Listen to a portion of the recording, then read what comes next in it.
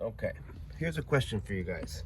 So, I just replaced all of these, exhaust studs and nuts. Kind of refreshed the manifold there.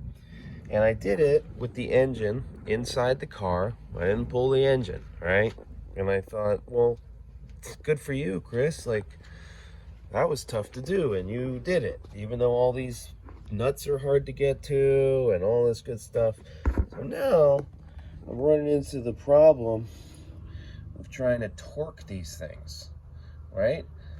Because that one's not so bad to get at, except for I can't get a socket on it, so I can't get a torque wrench. So all I can put on it is just like a combination wrench or something, and then just tighten it. I can't get a torque setting or reading, right? And then, of course, you got the one that's that's below here, that's over on the other side. But the motor mount, which you kind of see a piece of right there, that motor mount arm that connects to, right?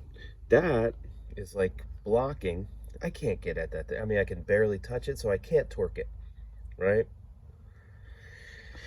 These ones I kind of torqued. So that's, I guess, my question. If anyone has any input there as to whether, well, maybe you go, hey, you can get at it from over here, Chris. I kind of doubt it.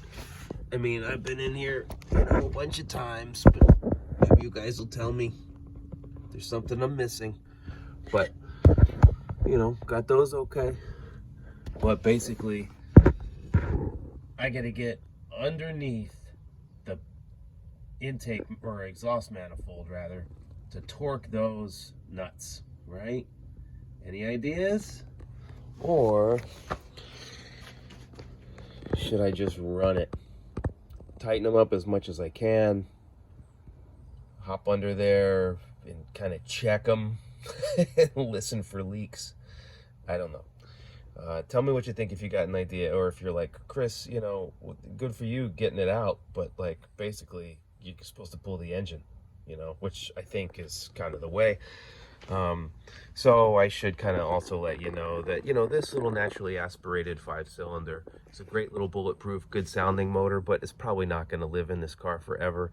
This will probably get pulled out in favor of a turbocharged either 10 or 20 valve Audi 5-cylinder.